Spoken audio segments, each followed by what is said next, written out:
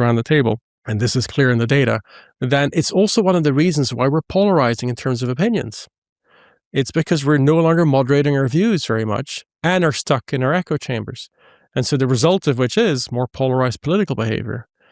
And this, by the way, is very important generally because wonderful colleague and co-author of this book, George Ward, his early studies, and some of them co-authored, including published in the American Journal of Political Science, we find that how you feel about life is predictive of your political behaviors, your voting behavior. Interesting. In what sense? Talk to me about that. Well, think about it. If you're unhappy with the way life is going, you're not in favor of the incumbent. Obvious. And so you're way more likely to vote anti-system. And as in the United States, we've now seen the last decade, as exemplified in the World Happiness Report, you see a decline in general well-being. There's inequalities. There's people are happy, but people are less happy. But generally speaking, decline in well-being in the US, particularly so for youth, you find thus a more fertile ground for anti-system votes, populist votes. Now, that can go towards a Donald Trump, that can go towards a Bernie Sanders, depending on a number of indicators. But the fact of the matter is the increasing number of people being unhappy makes them angry, makes them want to vote against the current system.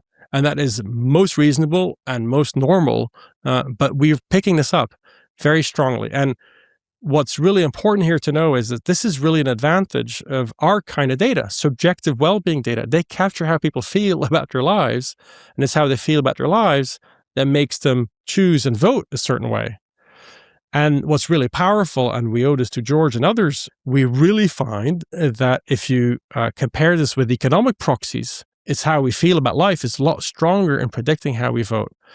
Quick example, GDP in the United States is growing, but well-being is dropping. So if you look at it from a traditional economics perspective, like an alien landing and you're a neoclassical economist, alien, and you arrive and you see the United States and you're like, oh, wait, they're doing well, there's growth. So people must be happier because there's more growth and the GDP has grown as compared to last year.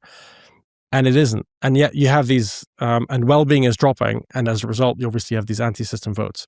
Now, I don't want to be scaremongering, but when we picked up these big differences where there's growth and yet people are getting unhappier, the first time this was picked up, and we owe this to John Clifton, the CEO of Gallup, was the Arab Spring. If you looked at Egypt, Syria, remember, this is now about a decade and a half ago, the Arab Spring, you would have said things are going great in Egypt. They had almost double-digit growth, and yet well-being was dropping. Guess what happens? The next time in our textbook on well-being science, we read the analysis for the Hong Kong riots. Back in 2019, youth in Hong Kong really stood up, and there was real riots, and it was real concern.